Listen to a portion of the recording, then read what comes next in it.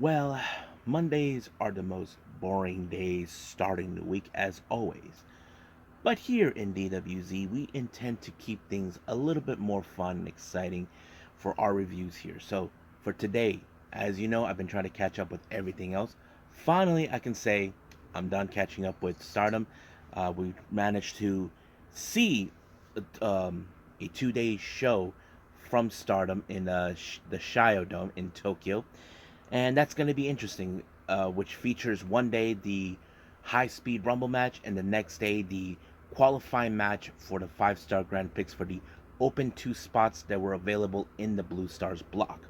And then, of course, we move on with our final review with Jersey Championship Wrestling for the big ass Extreme Birthday Bash, where, of course, they get to celebrate Nick Wayne's birthday, and plenty other matches taking place as well. And of course, we got a couple of news updates to tell what's been going on in the world of pro wrestling, such as what events the promotions are throwing out, who's being booked, what matches are set, any injured wrestlers, signed wrestlers, the whole enchilada. So, let's get ready for another episode of Deleted Wrestle Zone.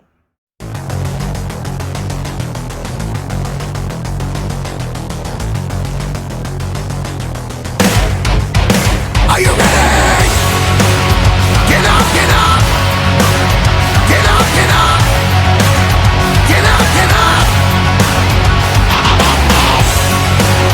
Get up, get up! Get up, get up! Get up, get up!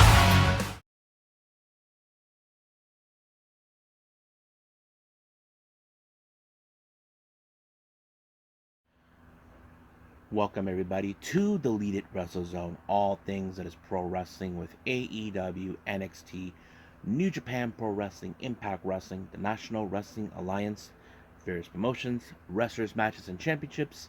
I am your host, Jay right here. So, if you are new to the channel here, please subscribe to the channel, and if you like this episode, click like and we'll get to it. So right now, let's get started with our very first review.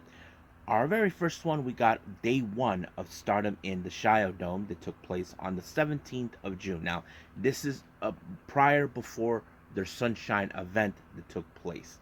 So, our first opening match features, of course, Hanako teaming up with Queen's Quest Miyu Amasaki, where they take on the other newcomer, Aya Sakura. She teams up with young lioness Hanan from Stars.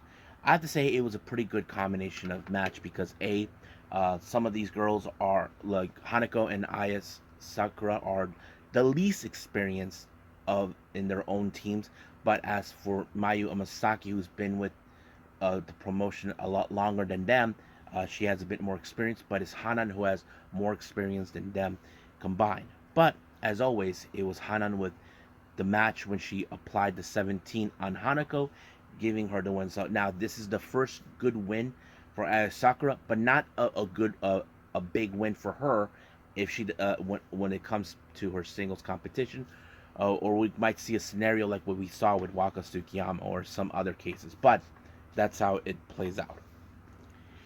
Now, next match we have the members of Queen's Quest, Lady C, Hina, and Utami Hashida taking on stars consistent of Saya Ida, Azuki, and Mayu Iwatani. So, as you know, they're still in the storyline with the Queen's Quest, are still dealing with turmoil with going into the whole, steel cage match. But as always, this match was very interesting. I wasn't too sure exactly where this one's going to go, but it was Saya Ida with, of course, the vertical drop brain buster on Hina to pick up the win. Next up, we got a very interesting tag match. We have Zuzu Suzuki and Saya Kamitani. This is the first time these two team up together. Now, if you guys remember last year, it was Zuzu who pinned Kamitani when she was still the white belt champion. But this is part of the generational struggle. They face against Tam Nakano and Yuna Mizumori. Now, for the record, Mizumori wasn't officially a member of Cosmic Angels yet, but she is reliable as a tag partner for both either Natsupoi or Tam. But in this case, you probably would have thought this match was gonna go with Tam since she is the double champion in this particular one, but it did not go like that. It was, of course, Kamitani with the Star Crusher on Mizumori that picked up the win. But however, you know for a fact by Kamitani and Zuzu's look, she has something that they want, and which is, of course, the red belt. We know that Zuzu has played out that title before, but that was with Julia and now Kamitani. If you guys remember correctly, it was Kamitani who dethroned Tam Nakano of the white belt, and now she feels that it's destined that she has to surpass her one last time. But that's up to the 5-star Grand Prix until we get there. Now, our next match, we have Oedo Tai, consistent of Rina, Ruka, Momo Watanabe, and Atsuko Tora taking on Club Venus, Mariah May, Xena, and Waka Tsukiyama, and Mina Shirakawa. Now, you probably can guess that this match started with all hell breaking loose in some capacity. Oedo Tai took Club Venus outside and started to beat the crap out of them in any way possible to soften them up as much. But unfortunately, it didn't go exactly that way because it was Mariah May with the happily ever after onto Rina to pick up the win. However, this was a direct message that, of course, even though Rina is the current future champion, I'm sure Mariah May is going to do whatever it takes to help Waka to achieve one of her goals, which is the future belt. Now, we know that Waka has issued the challenge, but we haven't yet to heard anything. I did mention a while back, recently, that New Blood 10 will take place soon, but we haven't yet to hear for what matches will be taking place or any press conference by that matter. So our next match, we have DDM Maika, Mai Sakurai, Julia taking on God's Eyes, Suri, Ami Sori, and Mirai. Now, you know this is more between both leaders of both factions, Julia and Suri. As you know, they were tag team partners, and of course, Suri was part of the three original members of DDM, and this is like a long time doing. However, there were some really good matches and all that. There was a lot of powerhouses going around, but unfortunately, this match ended in a time limit draw of 15 minutes. And of course, the bickering between both Julia and Suri never stops. But once again, the lady was trying to tell him to shut up because she wants to have a moment, but it appears it wasn't going to happen because it was still happening between the two of them. So basically, that's a good thing.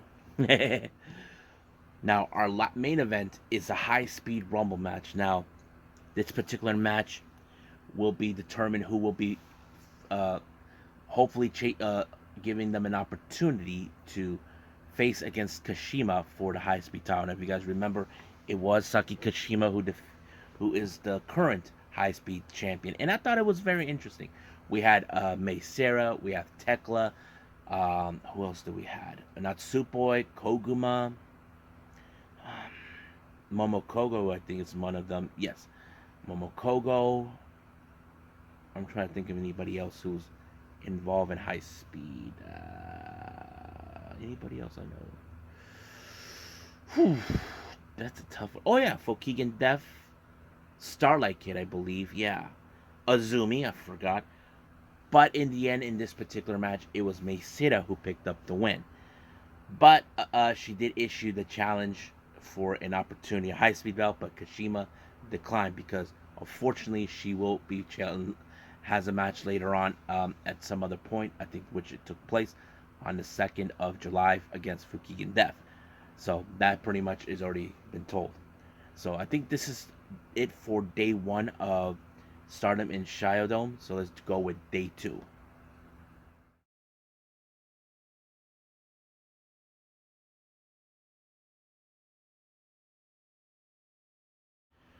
Okay, day 2 of Stardom in Shiodome. This one took place on the 18th of June. Once again, is still in Tokyo.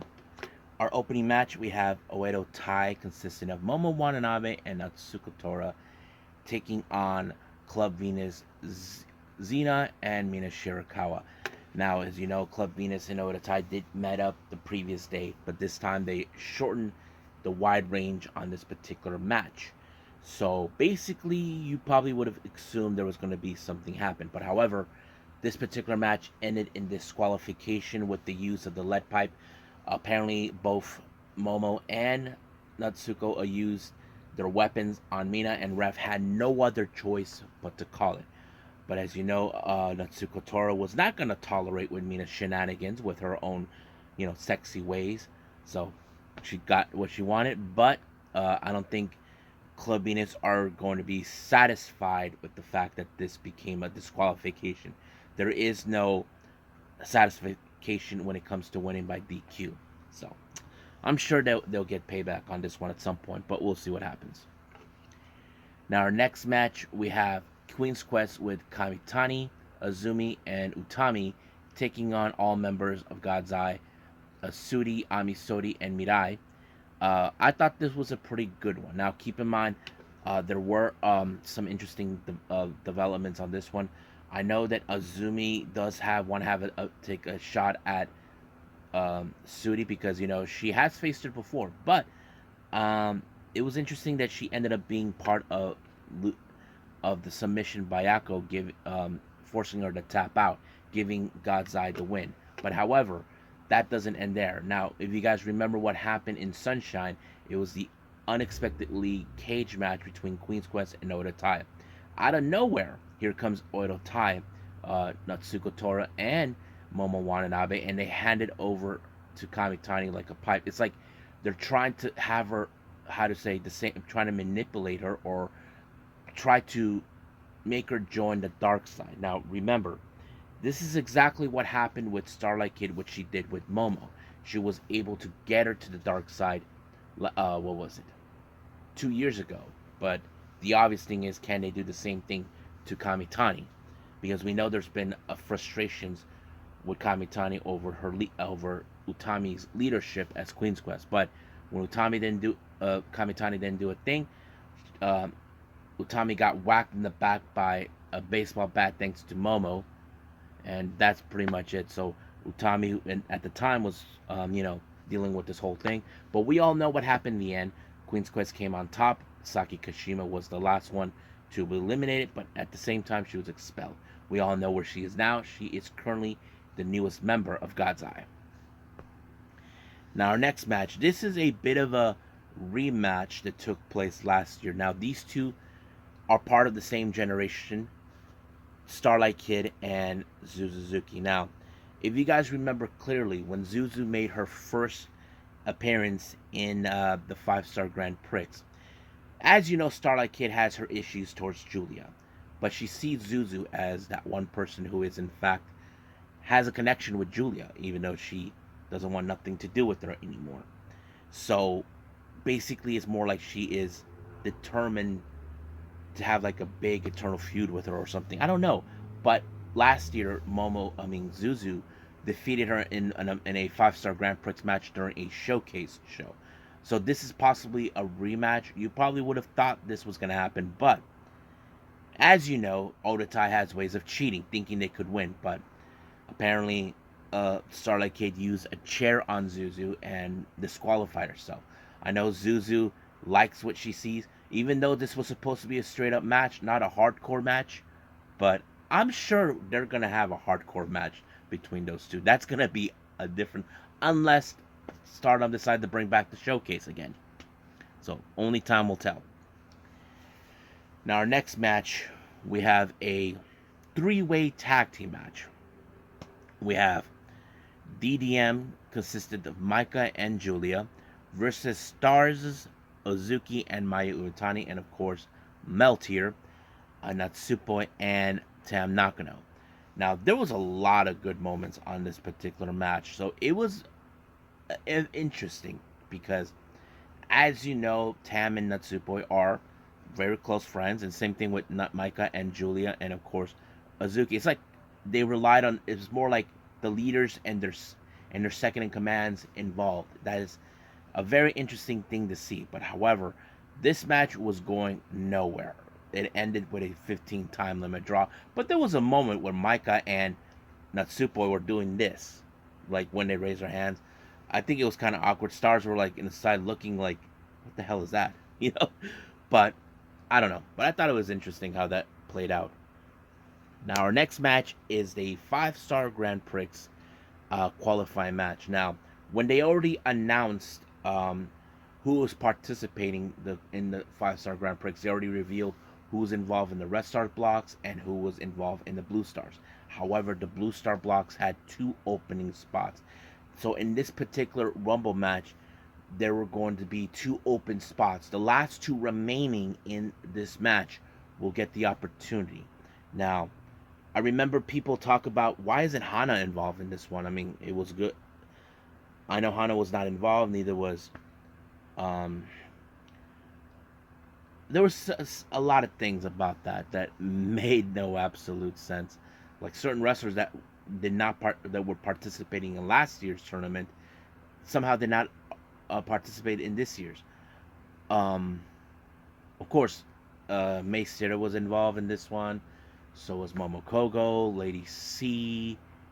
There were plenty others, but I can skip ahead to the last 4 that remaining. We had of Hanan, Mariah May, Mai Sakurai, and May Sita. But it was May Sita who was eliminated by Hanan, but it was Mariah May that was that eliminated Mai Sakurai. And this was a huge announcement because no one expected, even not to mention, here's the thing. Mina Shirakawa was the only member of Club Venus to represent the unit in the 5-star Grand Prix. However, now it's Mariah May involved, and the thing is, they're going to be in the same block. As for Hanan, this is something I know many fans are expecting. We have seen Hanan grow up so much. This was a good thing. But however, it's the so-called lady who is a bit disappointed that she did not win. She was not happy how this whole thing turned out. Well, at least she'll be serving as seconds to the other members of of DDM, so that's going to be a lot of fun to watch. But we'll see. Now, I think that's pretty much it. Well, Hanan and Mariah May are, well, this is going to be Mariah May's first ever 5-star Grand Prix. As for Hanan, I think this might be her second or third. I'm not sure.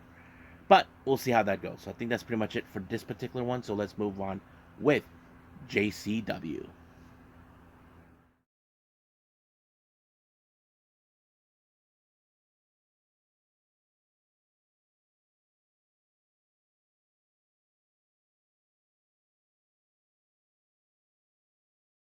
Okay, Jersey Championship Wrestling, or as we call it, JCW.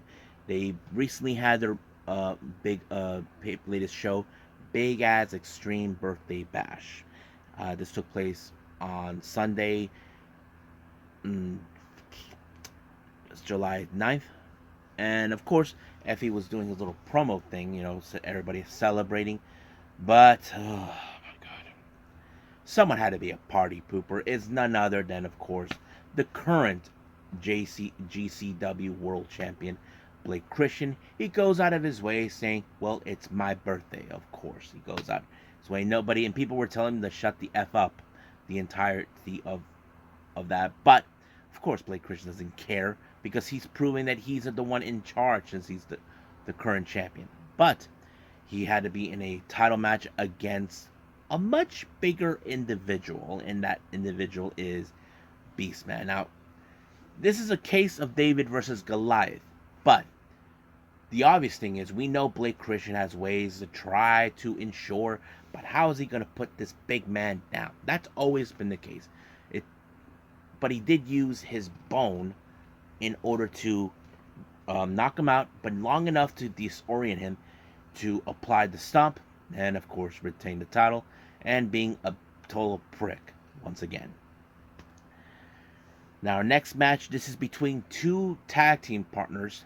During their time in DDT, we're talking about Mike Bailey versus Mao. Now, if you guys know this too well, these 2 guys were known as the Moonlight Express in DDT, very close friends. This match was awesome. I have to say, one of my favorite matches to enjoy because Mao, he's a very interesting wrestler to watch. He'd like to say he is a fucked up wrestler in a fucked up world. That's what he says. But there was a moment where Mao accidentally took out the ref. But we know Mike Bailey is not the kind of guy who crosses the line. But because there was no ref, he low blowed him. And there was no ref until out of nowhere, Yoshihiko showed up. I'm like, oh boy. Yoshihiko really, really showed up. I can't even believe that he did. He dressed up in a ref, but there was a moment he wasn't going to count on Bailey. He was going to help Mao, for that matter, but it was Mao with with an avalanche Michinoku driver that put away Mike Bailey, giving him the win. I thought it was very impressive. But I heard that Mao and Yoshihiko are planning to do a tour together. Hopefully that helps.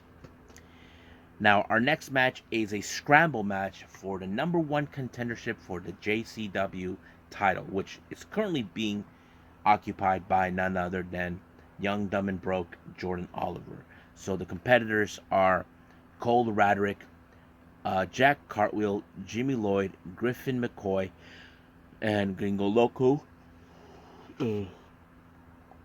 Now, this particular match, this was a very interesting matchup because there hasn't been anybody that has issued the challenge, so they decided to throw in who would be most likely. But many fans probably thought it was going to be Griffin McCoy. He did confront Jordan Oliver about, he never got the bigger opportunity, so he decided to take his frustration out on his boy, Jordan Oliver. So that was pretty much it. But it was a springboard roundhouse kick to Jimmy Lloyd to pick up the win. I thought it was interesting. So he will be facing against his former teammate. So that's going to be interesting to see. So it's no word yet when that's going to happen. Now, our next match, we have Space Jesus Billy Starks taking on the bad boy Joey Janela. I thought this match was intensified. I mean, Joey Janela went through a string lengths to try to punish Billy Starks. But Billy, we have seen her, what she's capable of. But no matter what Joey Janela tried, it wasn't going to stop her. She was determined to go all the way to get her first win. But in the end, it didn't go well until the burning hammer was applied by Joey Janela, giving him the win. As for Billy Starks, there's that. But now there's been talks about, because of this match, that this could be one of her last matches involved, due to the fact that she could be signed with AEW. Now, there's still no confirmation yet if that's the case. We know she had appeared on Ring of Honor and, of course, AEW before, but we'll see what that holds until something comes up.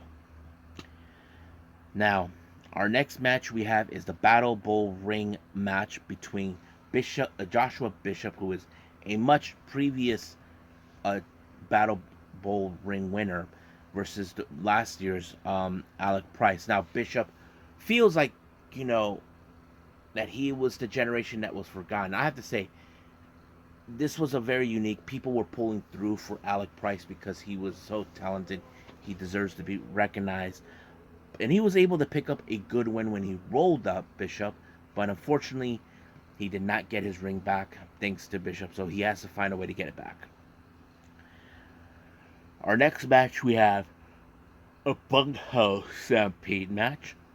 I can skip ahead. There's a lot of wrestlers, but this one had a particular ending where Charles Mason, that despicable prick, showed up along with Pero, tried to take on Manders, but of course Yoshihiko showed up, who has unresolved issues with Charles Mason. Charles Mason thinks that he's just a dummy, but that didn't do so well until Manders choked the living hell out of him, and of course he eliminates him. I'm sure Charles Mason will get his revenge on this one, because that's what he does. He likes to get revenge on people that he felt that should have lost to him. But we'll see about that. Now, our match that many people have been waiting for, of course, Janai Kai versus Utami Hayashida. Now, this is the first time of their meet. However, it wouldn't be surprised to Utami due to the fact that Janai Kai has a similar skill set to an opponent that she lost to, and that opponent for Utami is Sudi. So I'm sure that was going to work in very aspects. But however, Janai Kai did push her to a limit. But as always, the German suplex has never seemed to fail Utami Ashida, and she was able to pick up another win. So this is another set a good win for her in her little excursion. She has one more match to go, and that's going to be on the 14th, this coming Friday, against Lufisto. So can't wait to see that. Now our next match, there was a lot of changes on this one. We have Starboy Charlie teaming up with the East and West Coast Express, Jordan Oliver and Nick Wayne. They take on Lee Moriarty and Time Splinter, Kushida and Alex Shelley. I have to say, what a match! I loved everything how this was going to be. Now originally Moriarty was supposed to be with the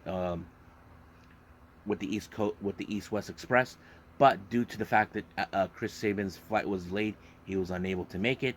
But luckily, Lamar stepped up to be in it. But Starboy Charlie stepped up to the plate, and I thought it was pretty good. But however, Starboy Charlie ended up in a Border City stretch by Moriarty, and then everybody else got into the Border City stretch, and they had no other choice but to tap out. Of course, there was a good, interesting promo that came out. Alex Shelley called Jordan, Nick, and our boy the three musketeers of this generation. And of course, it was a good compliment because they are young and they're really, really talented. But, however, that doesn't end there. We had to say happy birthday to Nick Wayne. So, Nick Gage brought in his cake and all that, and everybody else who were participating showed up to the ring and sang happy birthday. So, I think this is going to be a good ending. But keep in mind, we do have a GCW event this coming Friday. So get ready for that. And I probably won't be reviewing that one until probably the next day on a Saturday. So we'll leave it as that. So let's move on with some news updates.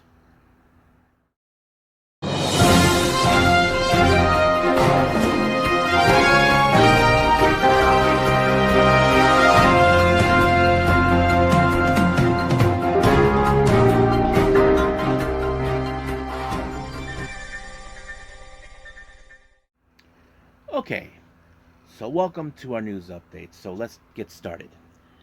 For our GCW updates, this is what we have. For the Now and Forever show that is this coming Friday in New York City, Maki Ito will be in action to take on none other than Space Jesus Billy Stark. So that's going to be a really fun match. Now, for the next event that takes place on the 11th of August, No Signal in the Hills, Nick Gage will be in action to take on Johnny Game Changer, or as we know him in AEW, Johnny TV, or various others. So that's going to be what's going to happen. Now, for the homecoming shows in Atlantic City at the Showboat, that will be taking place on the 19th and 20th of August. Ninja Mac will be making his return, so that's going to be a lot of fun to watch. Now, as you know, I mentioned this in the report, a new promotion that will be launched in October. Kitsune Women's Wrestling has announced there'll be more talent to be announced. Well, they just announced two interesting names. I did not anticipate this one. First one is Rina Amikura from the freelance unit in Japan, Colors, also a member of the Cosmic Angels. I was so surprised at this one. I think this is going to be interesting. And the next one is none other than, of course, Masha Slamovich. So that's going to be interesting to see. Now, updates for the West Coast Cup from West Coast Pro Wrestling. 3 matches have been announced for August 10th, which is day 1 of the West Coast Cup. First one, we have Mike Bailey versus Surza. I don't know who that guy is. Second match, Alpha Zoe versus One Call Manders. And then, of course, after that, we have Max the Impaler versus Shigehiro Iri. I have to say, that's going to be a good match for me to watch. Now, DEFY Wrestling has announced for their upcoming shows. For the Spirit WC that will take place on the 28th of this month of July, the DEFY Women's Championship will be defended we have Vixen defending her title against Maki Ito. So that's going to be a lot of interesting. And for their upcoming event on the 29th, which is the following day, 8XGP, for night one, we have John Moxley will be taking on Artemis Spencer. And the DEFY tag team titles will be defended. The Bollywood Boys defend their titles against the Billington Bulldogs. That's right, the Billington Bulldogs will be in action. Now, House of Glory has announced for the high intensity match for their high intensity show on the 18th of August. There's going to be a suicidal six-way match, and the first person that has been announced, he is super and he's crazy. Super crazy will be involved. Now, Black Label Pro has announced for Wrestling Vacation 2 on the 22nd. They announced for an upcoming match that will be against Dominic Guarini versus Mad Day McConley. I don't know who that is, but yeah. Now, interesting article that came out by Monthly Preview, so talking about Shota Umino. Now, as you know, Shota Umino was eager to learn a lot about wrestling from the now recent retired of Keiji Muto. Muto has advised him to learn from Chono, who is, of course, people say he's the master of the STF, so he'll be learning from him. And of course, he's trying to create his own path or whatever he's trying to do. But yes, that's what I've been hearing. Interesting developments coming in from two of the smallest promotions in Japan. Gatoh Move are partnering up with another promotion from Kawasaki, Heat Up. Apparently, they're going to do an expedition in Vietnam. I don't know when that will happen, but it's already been foretold that Mei Shruga and Chiko Shikawa will participate in this expedition. If you probably ask yourselves, why would they be involved? Now, if you guys know this or not, Gatoh Move has been known to travel all over Asia.